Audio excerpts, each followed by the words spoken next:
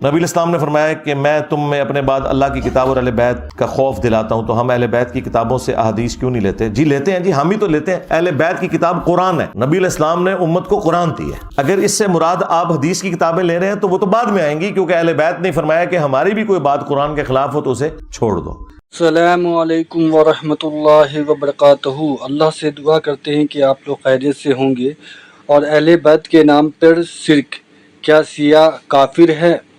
اور بھی اس سے ریلیٹڈ کافی سارے کوشچن آنسر ہوئے ہیں نفل روزے کے معاملے میں کہ اس کا کفارہ ہے کہ نہیں ہے، اور نوح علیہ السلام کا معاملہ بھی آیا ہے، اور اس میں کافی سوال جواب جو انجینئر محمد علی مرزا کے پاس آیا تھا اس کا بخوبی انہوں نے جواب دیا ہے، اور کافی چیزیں انہوں نے بتائی بھی ہے۔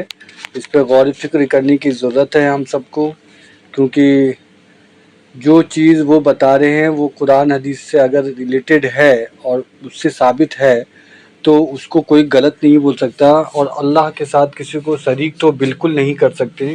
اس چیز کا بھی معاملہ اس ویڈیو میں آیا ہے، تو اللہ سے یہی دعا کرتے ہیں کہ اللہ ہم سب کو شرک کرنے سے بچائے، ہر چھوٹی بڑی گناہ کرنے سے بچائے، جھوٹ بولنے سے بچائے، چغل خوری کرنے سے بچائے، غیبت کرنے سے بچائے، ہر وہ برے کام کرنے سے بچائے جسے اللہ اور اللہ کے رسول نے منع فرمایا ہے۔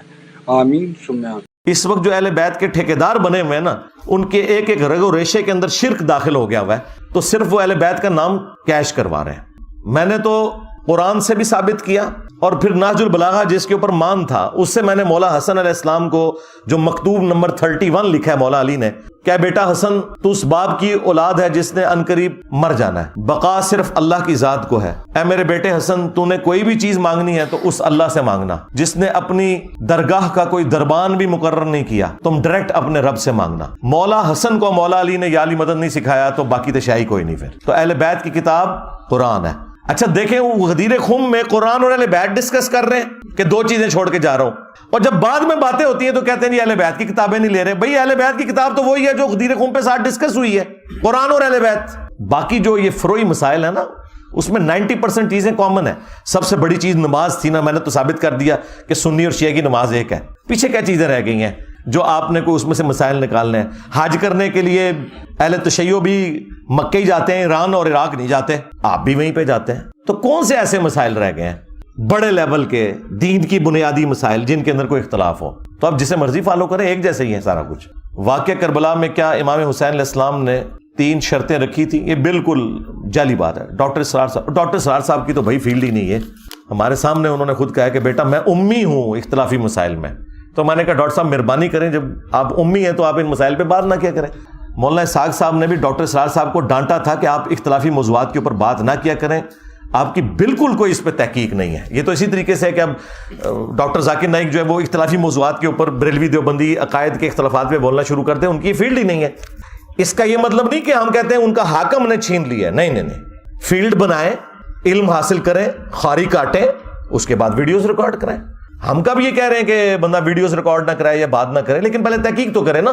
میں یعنی اس ہاٹ سیٹ پہ ابھی آگے بیٹھ کے اور پوری دنیا کو آگے لگا لیا، ظاہر ہے اس کے پیچھے میری 25-30 سال کی محنت ہے، تب جا کے اس کرسی پہ بیٹھا ہوں نا۔ تو اس طرح نہیں ہے کہ کوئی بندہ بھی منہ اٹھا کے تو اختلافی موضوعات کے اوپر بات کرنا شروع کر دے، بالکل جعلی بات ہے۔ یہ 3 شرطوں والی، اس کے اوپر آپ یوٹیوب پہ جا کے لکھیں حسین علیہ السلام کی 3 شرائط۔ یہ جس کتاب سے پیش کر رہے ہیں نا، اس کتاب میں تو پھر یہ لکھا ہے کہ یزید کے ابا اجداد کے تابوت جہنم میں، اور یزید کے باپ کے بارے میں اس کتاب میں پھر یہ لکھا ہوا ہے کہ اسے میرے جب ممبر پہ دیکھو تو قتل کر دینا۔ اتنی خطرناک روایتیں ہیں، اس لیے ہمارے استاد شیخ زبیر علی صاحب نے کہا تھا یہ امام بلازری کی جو کتاب ہے نا انصاب الاشراف، اس سے جان ہی چھڑاؤ، یہ کتاب ہی جعلی ہے۔ ورنہ یہاں تو حسین علیہ السلام کو بدنام کرتے کرتے جن کا تم دفاع کر رہے ہو بنو امیہ، ان کو تو سیدھا جہنمی اس کتاب میں کہہ دیا گیا، تو اس لیے بہتر یہ کہ اس کتاب سے ہی جان چھڑا لو۔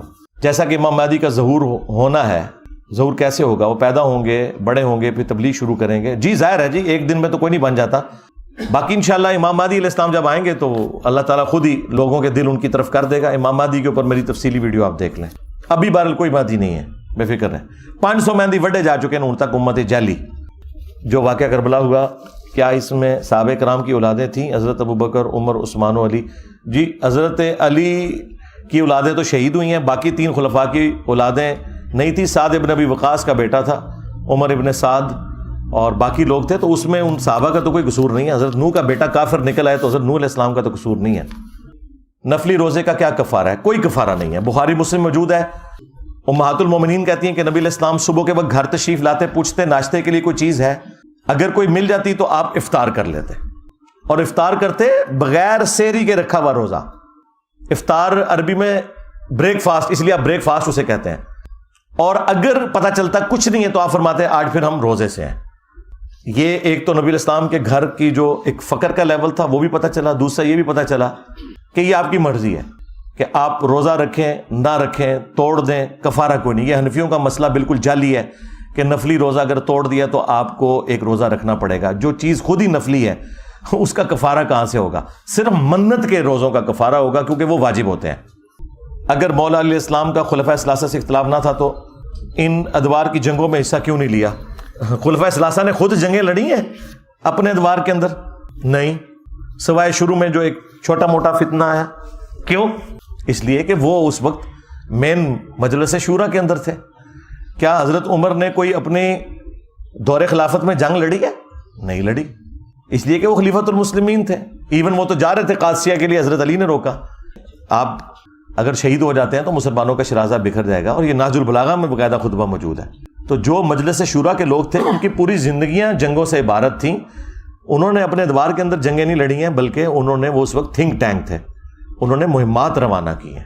جو امیر کوفہ ولید کے دور میں جادوگر تھا وہ واقعتاً جادو سے معجزے دکھاتا تھا. نہیں، جادو سے کوئی معجزہ نہیں دکھایا جاتا، وہ نظر کا دھوکہ ہوتا ہے. قرآن میں ہے کہ رسیاں سانپ نظر آئیں لیکن وہ سانپ ہے نہیں تھی، کیونکہ سورہ الحج میں ہے کہ کوئی ایک مکھی بھی نہیں بنا سکتا. تو وہ بنا کچھ نہیں تھا، صرف نظروں کا دھوکہ تھا، بس اس سے زیادہ کچھ نہیں تھا. کیا شیطان کی پوجا کی کوئی اصلیت ہے؟ یہ کہانی ہے. نہیں نہیں، یہ پورا ایک مذہب ہے سیٹنزم.